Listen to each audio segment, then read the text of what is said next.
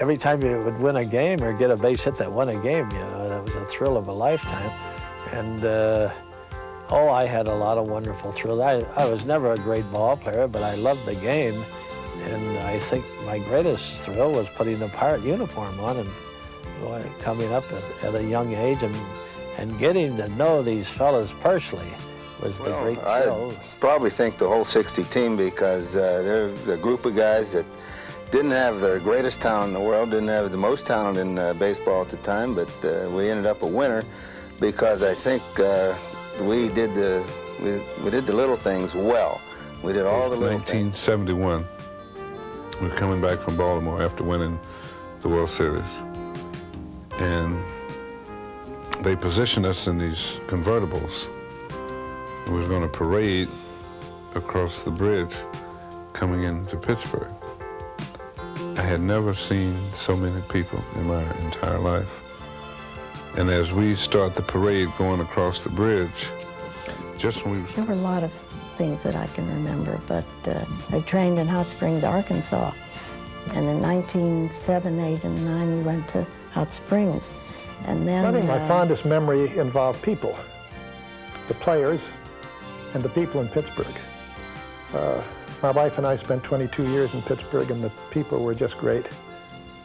And the players that I was associated with in Pittsburgh were equally great. The Battlin Bucs. The first 100 years of the Pittsburgh Pirates.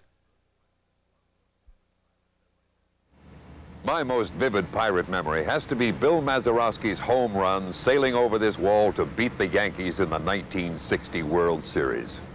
Hello, I'm Reg Cordick, and these ivy-covered bricks are just about all that's left of Forbes Field. They stand now as a symbol of tradition, because over the course of a century, the Pittsburgh Pirates have built one of the most colorful and compelling traditions in all of sport. This is the story of their first 100 years, the history of the Battlin Bucs.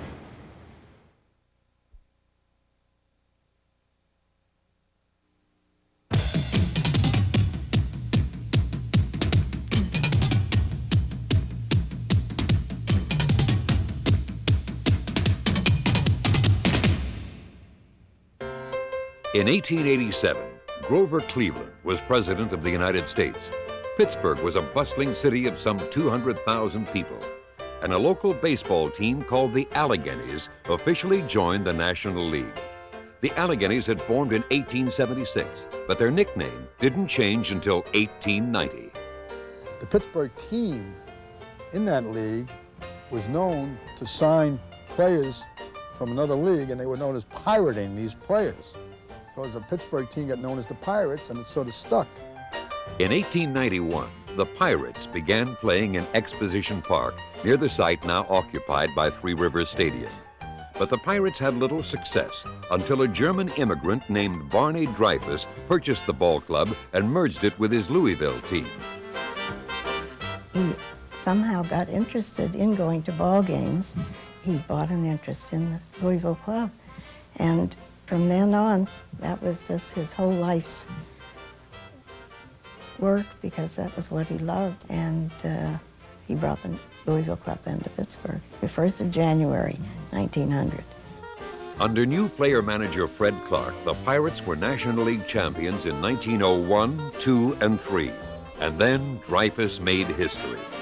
And in 1903, Boston won in the American League and Pittsburgh won in the National League, and my father called Mr. Killalea, who was president of the Boston club, and asked him if he didn't think it would be a good idea if they played a series, and that was the beginning of the World Series.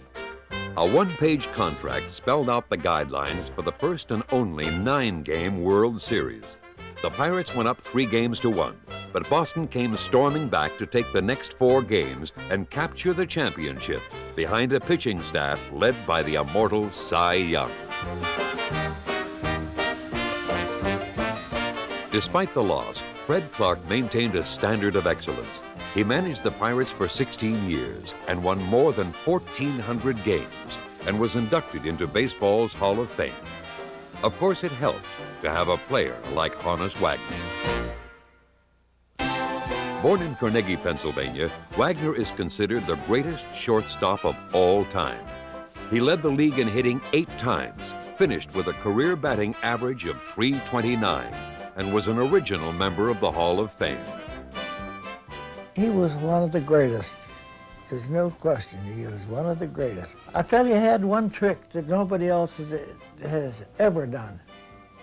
He could time a runner running to first base so that he beats him by that much. He had the greatest timer that I ever saw.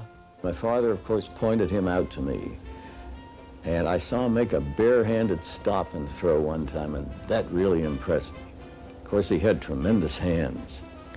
You wouldn't have believed his hands. With the Flying Dutchman leading the way, the Battlin Bucs won a team record 110 games in 1909 and went to the World Series for the second time. Their opponents were the Detroit Tigers, setting up a confrontation between the 2 greatest players of that era, Honus Wagner and Ty Cobb. The 1909 World Series began at brand new Forbes Field, which had opened its gates on June 30th of that year. Built in less than 4 months in the Oakland section of Pittsburgh, Forbes Field was a marvel of its time, the first ballpark ever constructed entirely of concrete and steel. The teams traded wins through the first 6 games of the series, with Wagner batting .333 to Cobb's .231. Game 7 was played in Detroit, and the Bucs ran away with it. Both of Pittsburgh's home runs in the series were hit by player-manager Clark, but the real hero was a rookie pitcher named Babe Adams, who won 3 games, including the 7th, as the Bucs captured their first world championship. Even with stars such as Wilbur Cooper, the team's all-time leader in wins with 202, it would be 16 years before the Pirates returned to the series. Meanwhile, the United States would enter a world war in which thousands of Pittsburghers would serve. While back at home, both coal miners and steel workers would engage in unsuccessful strike efforts. The world was changing fast, and radio was at the forefront. Pittsburgh's KDKA was the country's first station. And in 1921, a Pittsburgh-Philadelphia game called on KDKA by Harold Arlen was the first baseball broadcast. 1 year later, Bill McKechnie was named manager of a promising Pirate team with a young third baseman named Harold Joseph Traynor, more commonly known as Pie. The veteran leader of the team was Max Carey, a rugged outfielder and future Hall of Famer. In 16 seasons with the Pirates, Carey led the league in stolen bases 10 times. With future Hall of Famer Kai Kyler also emerging as a star in the early 20s, the Pirates were once again one of baseball's best teams. And in 1925, Pittsburgh won the National League pennant. The 25 World Series opened at Forbes Field against the defending world champion Washington Senators. Despite Max Carey's phenomenal .458 batting average in the series, the Bucs fell behind 3-1. But they battled back to win the next 2, and then faced Walter Johnson in the 7th game at Forbes Field. We got behind 4-0 before we recovered, and Walter Johnson was pitching against us. And of course, Walter Johnson was the greatest in the American League for many years. The big moment in the game was when we were tied in the 8th inning, and Kyler, our right fielder, was at bat with the bases full and 2 out, and he kept fouling off pitches. I'll never forget the anguish we went through when he fouled off all those pitches. Eventually, he hit a ball down the right field line, which was fair, and it bounded over in back of the canvas, and everybody scored. Well, of course, it was a ground rule, and they eventually put 2 men back on base. That made it 9-7 Pittsburgh. That's the way it finished. Kyler's clutch hit made the Pirates world champions for the 2nd time. Pie Traynor also had a standout series, batting .346, but then Traynor stood out for 17 years as a Pirate player. His career .320 average was just one reason why he made the Hall of Fame, because Pie was also one of the best third basemen of all time. The one saying that covered Traynor's fielding was, one of the writers coined this, so-and-so doubled down the third base line and Traynor threw him out. Pie Traynor, he would have played for nothing. He loved baseball so well. I remember we had several doubleheaders in a row. And I was in the dressing room and came out with Pie, and he says, you know what? We just got one game today. He says, I'll get fat playing one game. Traynor led the Pirates back into the World Series in 1927, but standing in the way were Babe Ruth and the New York Yankees. Ruth and Lou Gehrig were their chief assassins in a lineup called Murderers Row, considered the best team ever. Ruth blasted the only 2 home runs of the 27 series, and the Yankees swept the Pirates in 4 straight games. And so at the end of their first 40 years, the Battlin Bucs had been to 4 World Series and won 2, producing some of the finest players the game has ever known.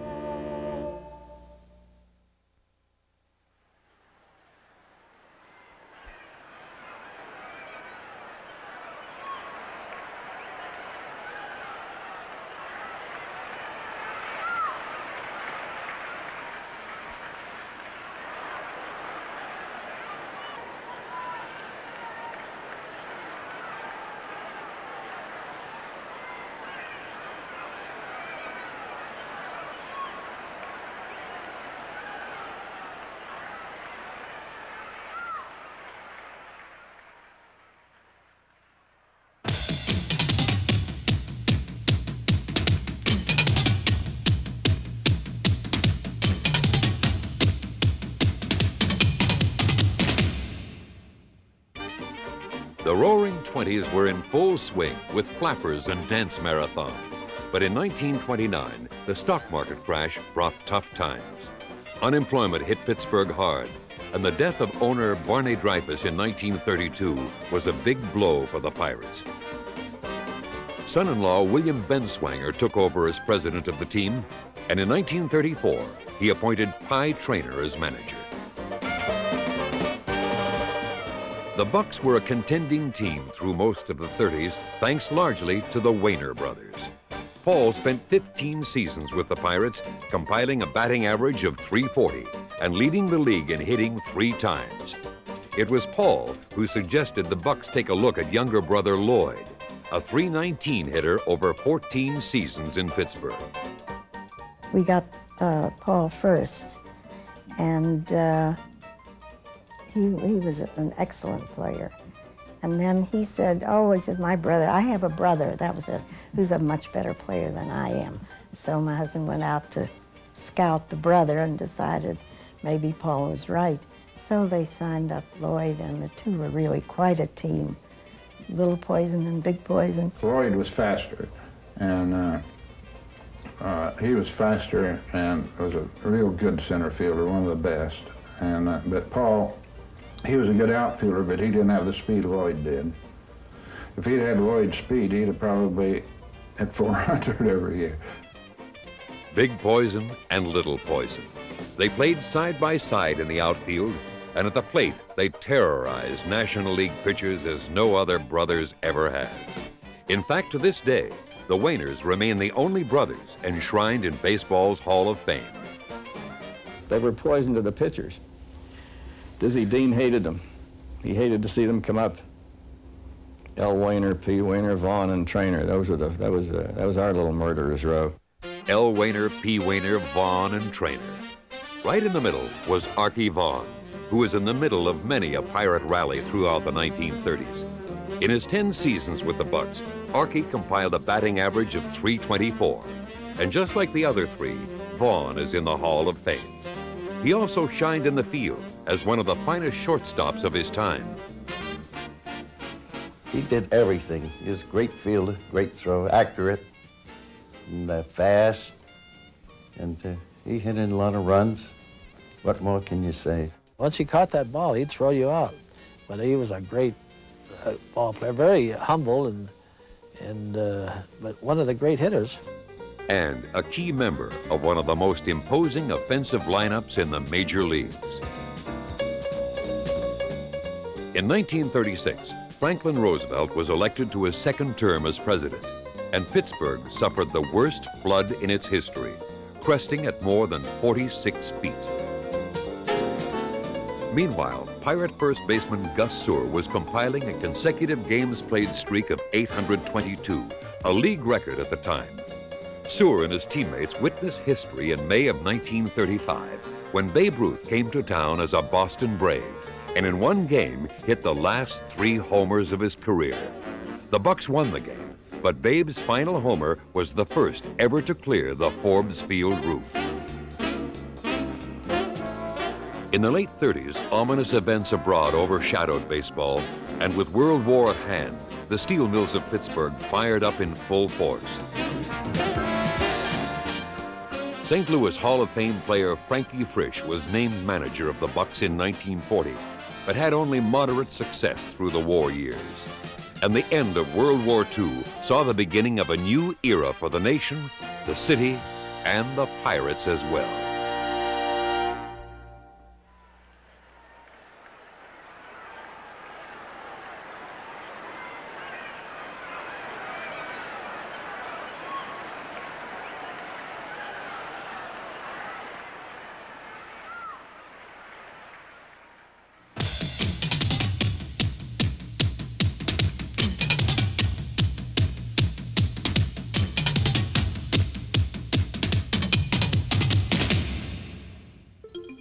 In 1946, Pittsburgh was thriving, but after 46 years, the Dreyfus family decided to sell the Pirates.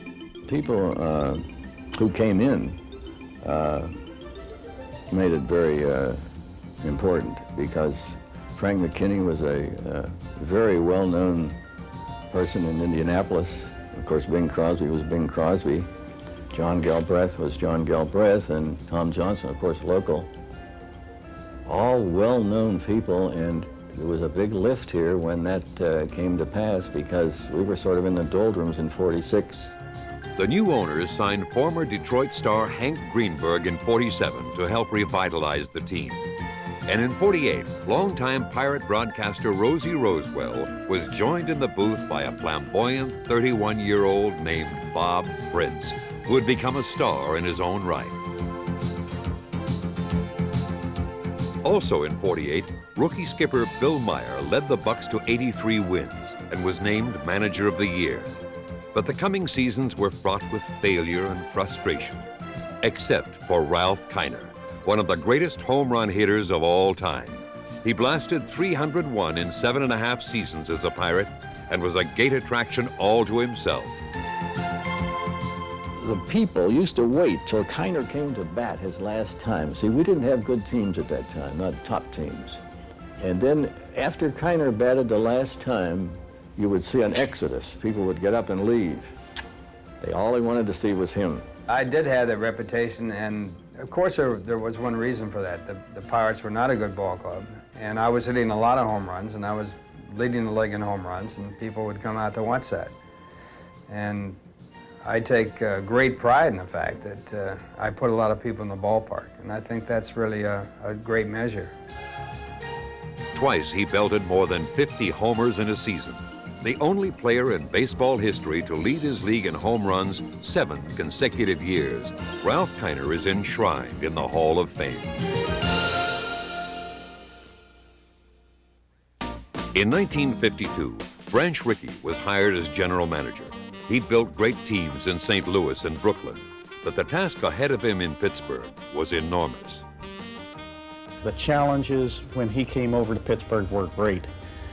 The biggest disappointment I know that he had when he came over, he thought that it would be a fairly quick turnaround of the Pittsburgh franchise, but when he got over here, he found the minor leagues were almost completely void of talent, and it took longer. Rickey helped lay the groundwork for future success. But for 8 straight seasons, from 1950 through 1957, the Pirates won no more than 66 games and finished no higher than 7th place. In an 8-team league, according to our statistics, we should have finished 9th. So that's how bad we were. We'd find a different way to lose every night. I mean, it was exciting. A fly ball would go up. We didn't know who was going to catch it, if somebody was going to catch it. But the Pittsburgh club in '52, even though we lost a lot of games, they always thought they could win. And all the fans wanted in those years, like all good fans, show us that you're trying and hustling, and they stuck with us. The Bucs kept battling, and their fans' loyalty was soon to be well rewarded. Changes began to occur that would catapult the team back to the top, and the first came in 1956 when Ricky retired. When Mr. Ricky stepped aside, we said, okay, who do we work with?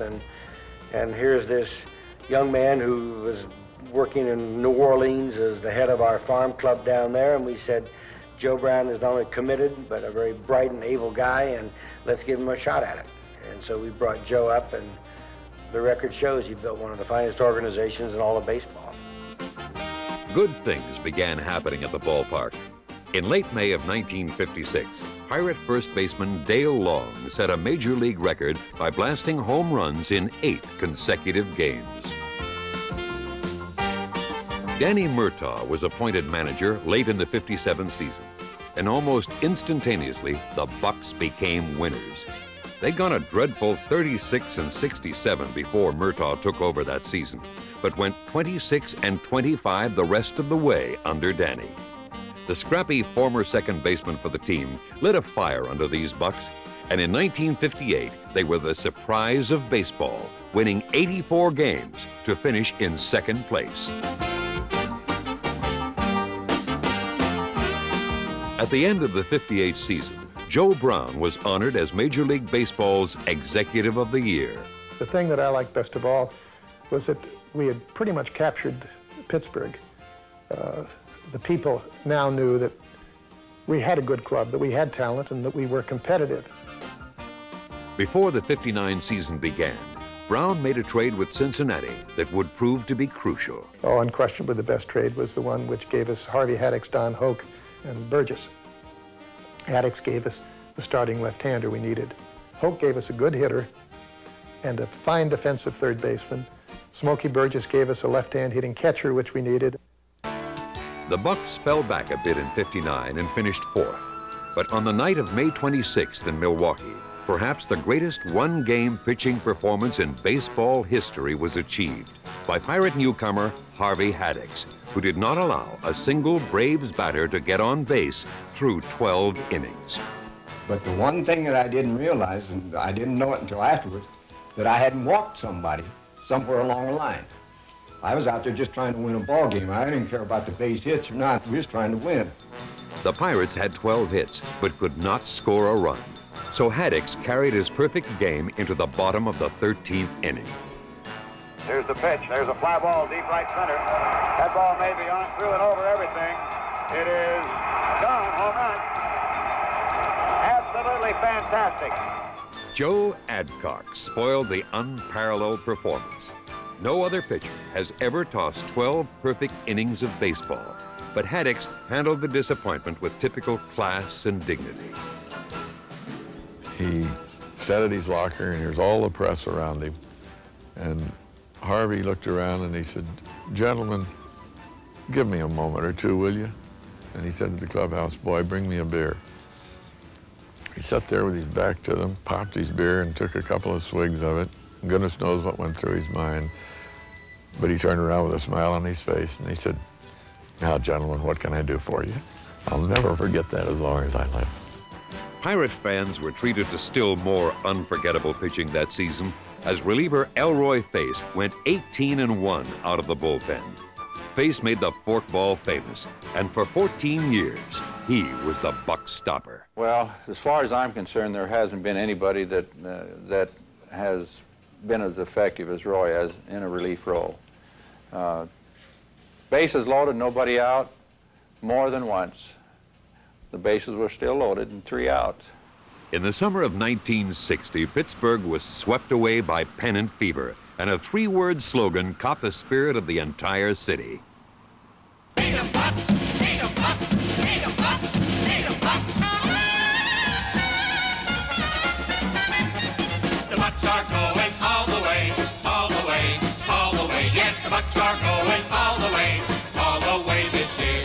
The '60 season was the greatest thrill for me because very early on our team established a pattern. We were never out of any game. I think we won over 45 games after the 7th inning that year. It was a team of destiny. Yes, the Bucs are going all the way, all the way, all the way. Yes, the Bucs are going all the way this year. That's exactly what they did, winning 95 games to capture their first pennant in 33 years. Spearheading the charge was a pitching staff that featured names like Friend and Haddix and Mizell. But the main man with a 20-9 record in 1960 was Vern Law, who won the Cy Young Award that year. Vern Law was our stopper. I mean, we could lose.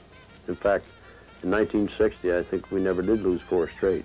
He pitched every 4th day, and if we had a losing streak going, he stopped it, and he wouldn't let us get into any ruts. The tandem of Danny Murtaugh and Joe Brown had put together a proud and cohesive unit. All 25 Pirates carried the load of leadership, but none any more so than Dick Groat, a native of Wilkinsburg, who anchored the infield at shortstop. Groat spent 9 seasons in a Pirate uniform, and 1960 was the finest of his career. He led the league in hitting with a .325 average, and at season's end was voted league MVP. On September 25th in Milwaukee, the Pirates clinched the pennant. They've just won it. It's all over. They've got the report down there, Paul. The Pirates win it. The Pirates have won. All over. The Pirates have won the National League pennant on the basis of the Cardinals losing to the Chicago Cubs at Wrigley Field. It's all over. I wish I had words to express how I do feel. I mean, it's something you just can't put into words. We've been waiting so doggone long for this that I think that everyone is just tickled pink. Well, now, how about it? You feel as the pitching is the big thing, Danny, in any ball club and this one? Well, I think we're rather blessed.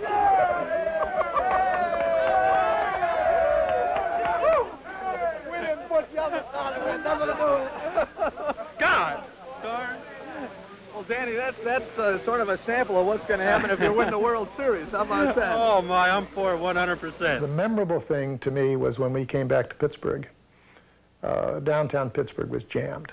Chamber of Commerce provided convertible cars, and the people just were ecstatic. It was like VJ Day and VE Day and New Year's Eve and everything else combined. It was a moving experience. It, I think, was typical of the kind of support that Pittsburgh gives you when you're good.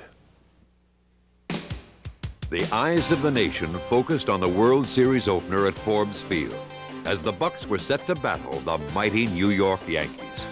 In Game 1, Roy Face came on for the save after 7 strong innings by Vern Law, who got credit for the 6-4 win. But the Yankees hitters exploded to crush the Bucs in the next 2 games, winning 16-3 at Forbes Field and then 10-0 at Yankee Stadium, giving New York a 2-1 lead in the series. The Pirates were counting on Vern Law to come back and stem the tide in Game 4. We got to stop this right now. You know, I mean, it's we can't have, you know, we just can't give them the edge right now. We've got to shut it off. And fortunately, we were able to do that. I got a double play ball that first inning, able to get out of the inning without them scoring. And then I felt like we were back in control at that point. Once again, it was Elroy to the rescue. Law departed after 6 1/3 innings with the Pirates ahead 3-2. And that's the way it stayed thanks to Face, who registered his 2nd save of the series with some fine defensive support from center fielder Bill Verdon. With the series now tied at 2 games apiece, Face was fast becoming a national celebrity. Well, now the Yankees have been feeling very nervous because you've been throwing at them a forkball. I'd like you to illustrate what a forkball is so the country can understand it when they read about it. I hold it between my first 2 fingers like that, without any seams, and I throw it straight overhand like the fastball, and the ball will usually sink. I think that's unfair to our organized Yankees. I really do. It's awfully nice to have you here, Red. The series remained in New York for Game 5. The Pirates drove home 5 runs, while starting pitcher Harvey Haddix allowed only 2 over 6 1/3 innings, before giving way to Face, who shot down the Yankees for his 3rd save. and the Bucs headed home needing one more win. But in Game 6, New York romped again 12-0, setting up perhaps the most compelling game in series history. The Bucs took a 4-0 lead, but the Yankees came back to go up by 3 heading into the last of the 8th. Gino Samoli was on first when the big break came. Bill Burden's bad hop grounder hit Tony Kubek in the throat, and instead of a double play, the Pirates had new life. They pushed across a pair of runs and had 2 men on base with 2 out when reserve catcher Hal Smith stepped up to the plate. And the 2-2 to Smith. He swings a long fly ball deep to left field. I don't know. It might go out of here. It is going, gone!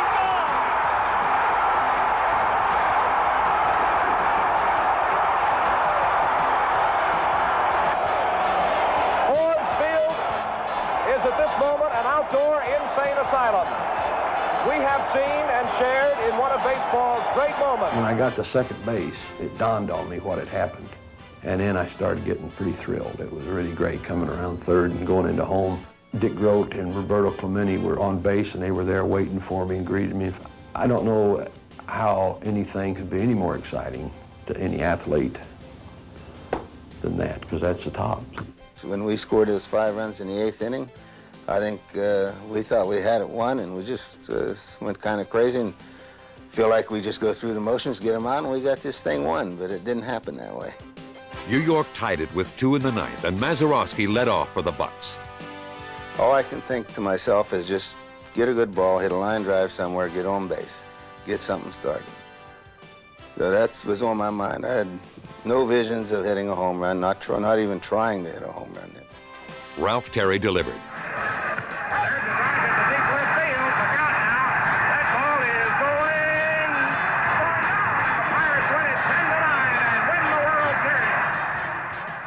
I just lost composure and started jumping around like crazy and throwing my hat around, and I don't know, I just went a little crazy, and I never did show my emotions on the ball field before, but I had to that time. Who could blame him? Bill Mazeroski had hit what is arguably the most dramatic home run in baseball history. You just can't appreciate it when you've got 40,000 or 50,000 people watching you play, and you've never been in baseball before.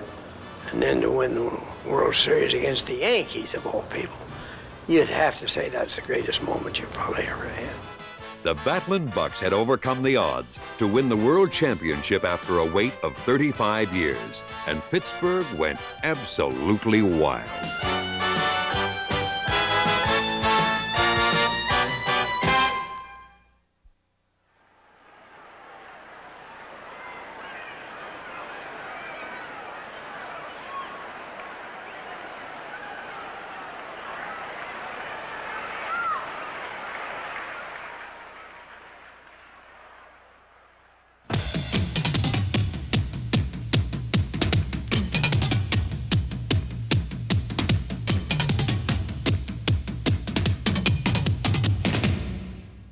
I, John Fitzgerald Kennedy, do solemnly swear that you will faithfully execute the office of President of the United States. that I will faithfully execute the office of President of the United States.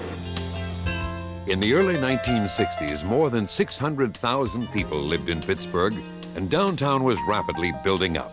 But the Bucs were breaking down as many of their stars became aging veterans. After the '64 season, Danny Murtaugh stepped down because of ill health, and Joe Brown was forced to rebuild. I'd say what Joe's greatest claim is that he built the team when it went down in the mid-'60s. He brought it back up, and he's responsible for that team of the '70s. But throughout the '60s, Pirate fans could count on a few constants, like second baseman Bill Mazeroski. Turning the double play at second base, you won't find anyone quicker or finer. The ball looked like it made a U-turn. It didn't stop. You know, it just kept on going. And that's, you know, just one of the finest players that ever played second base. He was an outstanding player, and I really believe he deserves to be in the Hall of Fame. Roberto Clemente also starred throughout the '60s and was named league MVP in '66. Clemente was the first of several Latin players recruited to the Pirates. With an infusion of new talent in the late 60s, the Bucs were ready to battle their way back to the top, especially with Willie Stargell having already established himself as one of the game's great power hitters. From 1964 through 1979, Stargell slammed at least 20 homers in all but one season, and his 475 career home runs are tied for 15th place all time. In 1970, Danny Murtaugh returned as manager and guided the Bucs to the top of the East. But the team would raise its division flag at a brand new ballpark called Three Rivers Stadium, which became the Pirates' home on July 16th. Forbes Field had been home for 61 years, but had deteriorated so badly that it was time to move on. And on June 28th, the Bucs said farewell to Forbes with a doubleheader sweep of Chicago. Ground ball bouncing up the middle. Taken by Maz. He steps on second for the final putout in the history of Forbes Field. So it was goodbye to the past and hello to the future. And the Pirate future was bright indeed. Playing in their new home in late September of '70, the Bucs swept a 3-game series from the New York Mets to clinch the Eastern Division title.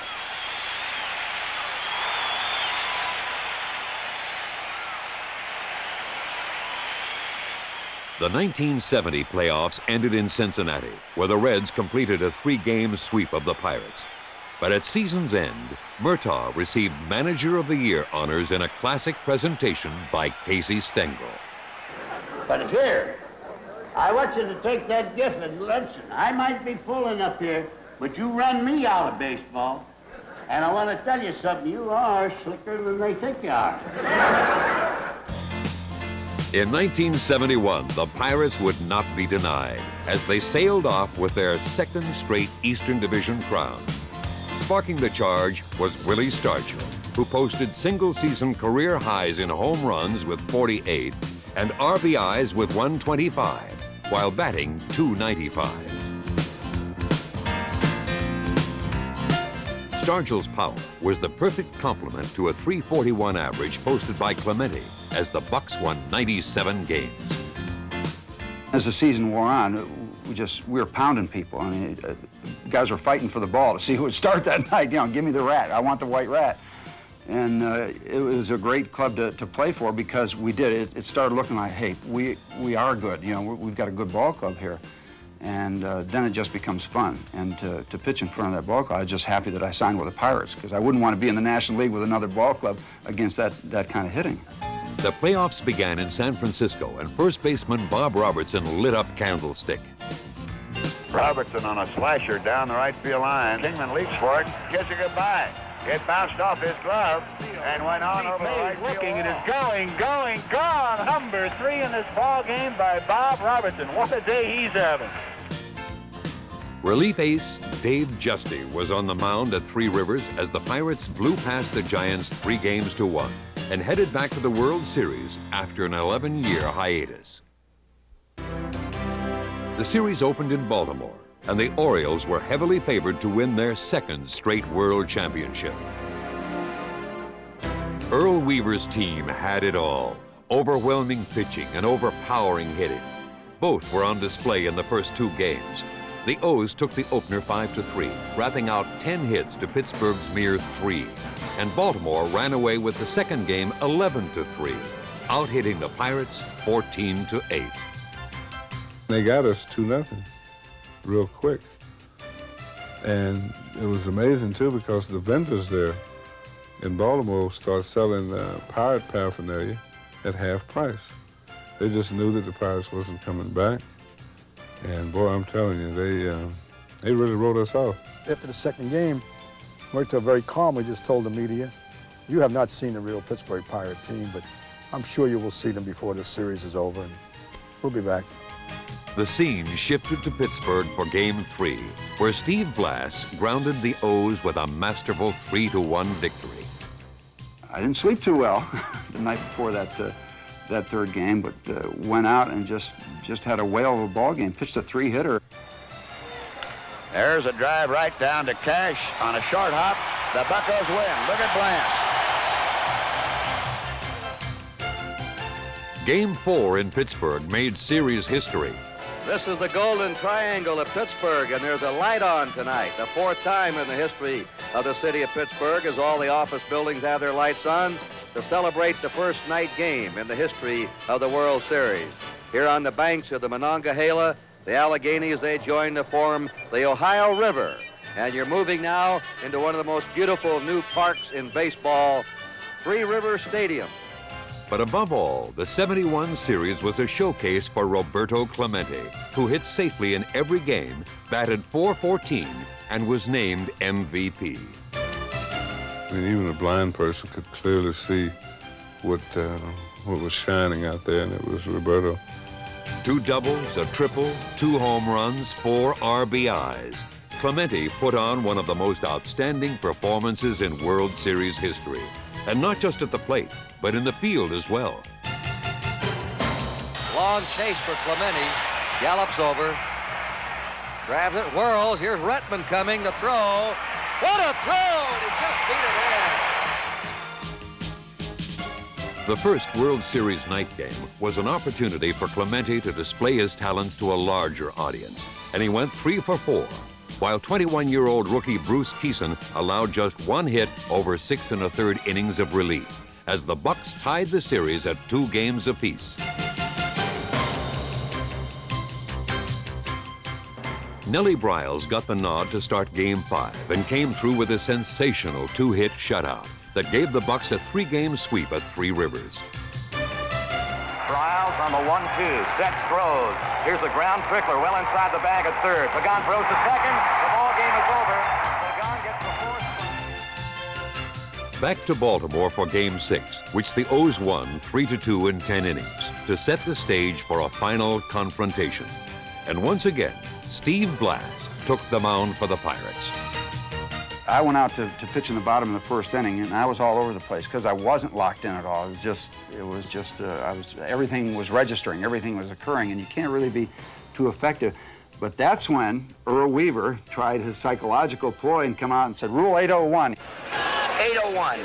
Rule 801 says he's got to pitch from in front, on the rubber in front, and not on the side. And I think I got so upset with him trying that nickel and dime stuff that it gave me a sense to settle down and forget about all the circumstances around.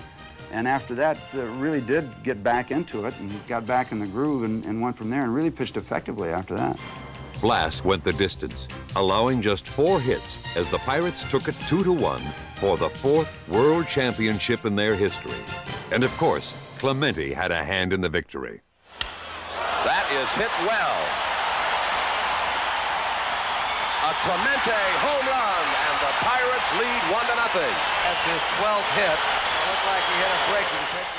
You look at Clemente in the 71 World Series. Clemente played baseball like that for 15 years. Roberto was a baseball artist who excelled in every phase of the game. A .317 lifetime hitter and a 4-time batting champ, Clemente was often misunderstood, but not by those who knew him. I just cherish those 10 years that I had a chance to rub shoulders with him. He taught me so much about the game, and a lot of my teaching is a result of his teaching. When he became more established in his own mind as a top performer, then he looked around and knew that he could help others. He helped the young players in particular, but more than anything else, he helped the young Latins.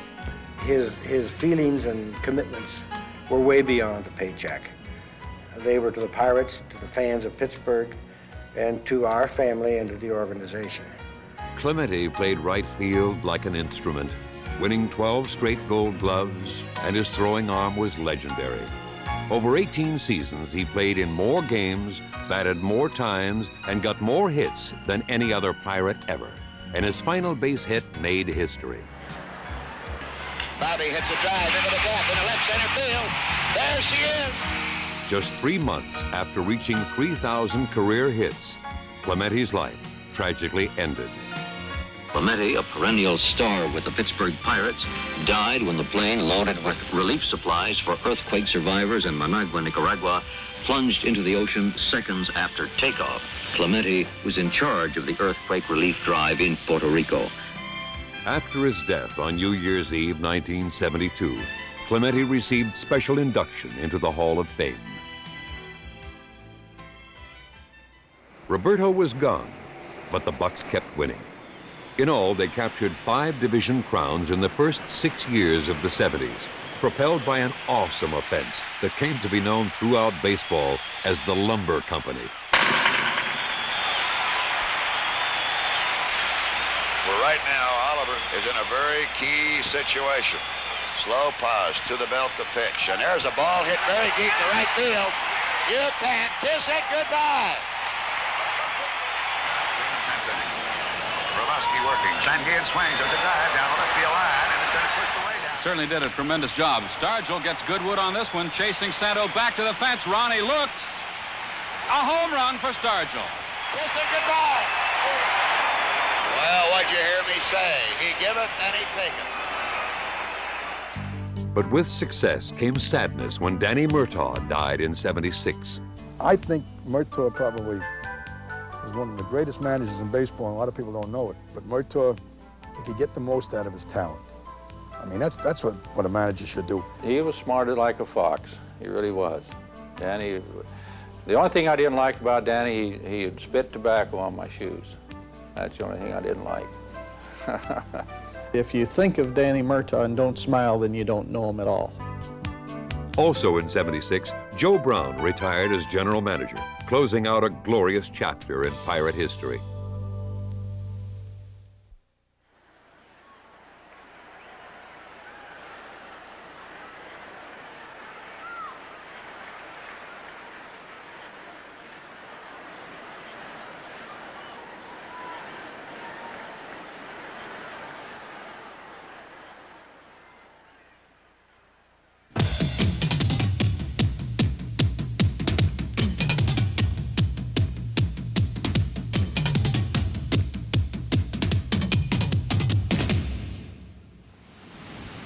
In 1977, Pittsburgh was in the midst of exciting change, and so were the Pirates. Through an unusual trade with the Oakland A's, the team acquired manager Chuck Tanner, a Newcastle native with baseball savvy and boundless enthusiasm. Pitcher John Candelaria was just one part of a solid nucleus of players that Tanner inherited. Another was 1978 MVP Dave Parker. And in '79, the Pirates won 98 games to reclaim the division crown. The Battlin Bucs of '79 were inspired by the gold cap stars of Willie Stargell and the raucous rhythms of Sister Sledge. We are family. I got all my sisters with me. We are family. Get up, everybody, and sing. We are family. You think about it and look back, you know that the Star was a big help, although the Star never got a hit. But all the players wanted them, and Willie would pass them out. And then also the We Are Family was another big thing that kind of kept the team together through adversities. No adversities in the playoffs as Pittsburgh swept the Reds 3 straight. There it is.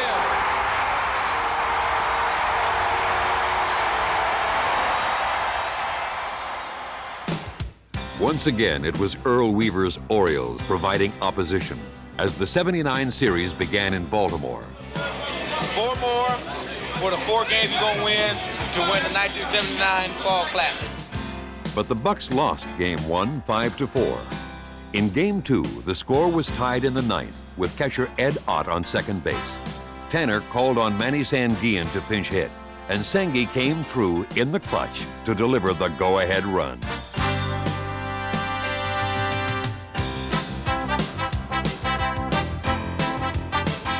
The O's were finished because Kent Tekulve was just getting started. In the tradition of Elroy Face and Dave Justy, Tekulve was a first-class bullpen stopper. He collected 3 saves against the O's, including this one, which tied the series at a game apiece. The scene shifted to Pittsburgh, where the O's won the next 2 games to take what appeared to be an insurmountable lead. But the Pirate family pulled together after tragedy struck the Tanner family. We were down 3-1, and my mother was very sick, and she died. And I kept managing, and I told the players that we needed some extra help, so she was going upstairs to give us that little extra push. Had to be tearing him down, but you would never know it. And he made one statement that his mother would have wanted him to be there and want the Pirates to come back and win. And then that sent a chill through all of us. Starting pitcher Jim Rooker responded with 5 innings of 3-hit ball, while the offense pounded out 13 hits and pulled away to a 7-1 victory. The series would indeed return to Baltimore. The O's were brought down in Game 6 after Dave Parker pounded one of his 10 series hits. Pittsburgh trying to build up a threat here in the top of the 7th inning in a scoreless ball game. And Parker hits it sharply. Second baseman past him. That'll score Moreno. Omar coming around third, and he comes to the plate for the first run of the ball game. The Bucs got 3 more, and John Candelaria combined with DeCulvey to keep Baltimore off the board. Our pitching really did it for us. Our pitching was just fantastic, and then Stargell hit the big home run in the 7th game with Robinson on, and then the celebration started, and then we were the city of champions. That McGregor changeup that you've seen so much of tonight. Hit well, right field. Singleton to the wall, and this ball is gone. Willie Stargell, the big man. 7 times he had come to the plate in this series with runners. The Bucs added 2 more runs in the 9th, and with 2 outs, DeCulvey put the finishing touch on a classic come-from-behind world championship. Kelly hits it in the air to center field. Moreno going toward right center, makes the catch. Pittsburgh wins it. And so this team, with its remarkable comeback capacity throughout the entire regular season, proved itself. The Pittsburgh Pirates of 1979 were an unusual breed of individuals that would just scrap and scrape and never gave up, and it proved in the finals when everybody thought that Baltimore was the better team, and maybe they were the better team. I don't know, but I know we got the ring. Thanks mostly to the man called Pops. MVP of the series and playoffs and co-MVP of the regular season, Stargell brought the Bucs home to a royal welcome and returned the tribute in kind. We feel that you people are just as responsible for our winning as we are. Pittsburgh is a big family. Stargell helped keep the Bucs aloft for 3 more seasons. But at the end of 1982, one of the classiest men in baseball bid farewell after 20 years. He had touched the entire city, and it was clear that Pittsburgh had touched him. There's no greater joy, and I may sound like a broken record. I come in last night or early this morning, in through the tunnels, and this city opened up with its arms, and I felt at home. I can't even begin to tell you what this hour has meant. What we need in this game of baseball, and Pittsburgh was fortunate to have the honor to have a Willie Stargell representing Pittsburgh through the years that he was with them. And there's no finer person on the field and off the field than Willie Stargell. And nobody that ever played the game could hit the ball as hard or as far. Nobody. New young stars began to emerge, but turmoil both on and off the field sent the Pirates into a tailspin. And in 1985, all of Pittsburgh was saddened by the death of Bob Prince. Voice of the Bucs for almost 30 years, the gunner's unique style earned him a place in the Hall of Fame. Maz driving deep left field, and it stays fair. Get going, and kiss it goodbye. We got him. And the Pirates are the National League Eastern Division champions. Extremely deep, and you may have some chicken on the hill with Will. I broadcast Major League Baseball for 30 years with a lot of different people, but I wouldn't trade the 12 years with Bob Prince and the Pittsburgh Pirates for all the rest of them put together. Then, still more distressing news. The Galbraiths decided to sell the franchise, and it seemed the city would lose it. But Pittsburgh united to save the Battlin Bucs. We had to do something ourselves to keep the team here.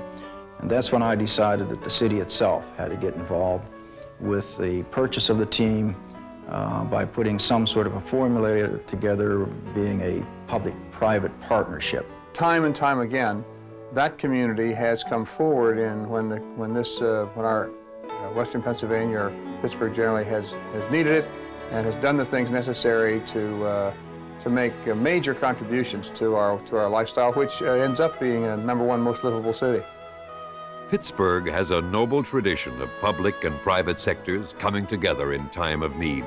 They did it again to save the Pirates, and with good reason, because for 100 years, this team has been a unifying force in a city of vast diversity, and a major league city deserves a major league team. 1987 marks the 100th anniversary of Major League Baseball in Pittsburgh. The Pittsburgh Pirates have provided the city of Pittsburgh and the surrounding areas with many championship teams and many, many superstars. The 1987 Pittsburgh Pirates, under manager Jim Leland, is committed to a new beginning for the next 100 years of successful baseball for the Pittsburgh area. Just as our grandparents passed on the pirate tradition to our parents and they to us, so too should our children and their children have that privilege. So 100 years from now, somebody else will be standing here next to old Honus, telling about the stars of 1993 and 2021 and 2068. If the past 100 years are any indication, there sure is a lot to look forward to in the century to come.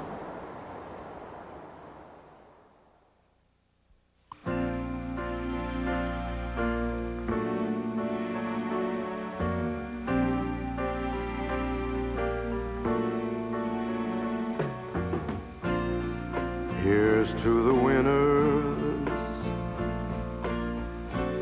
lift up the glasses.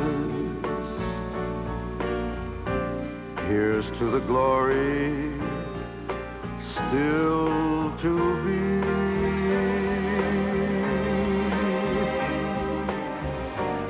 Here's to the battle, whatever it's for, to ask the best of ourselves,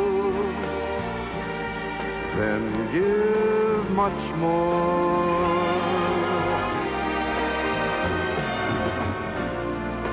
Here's to the heroes,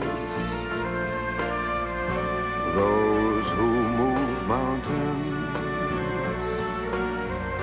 Here's to the miracles they make us see.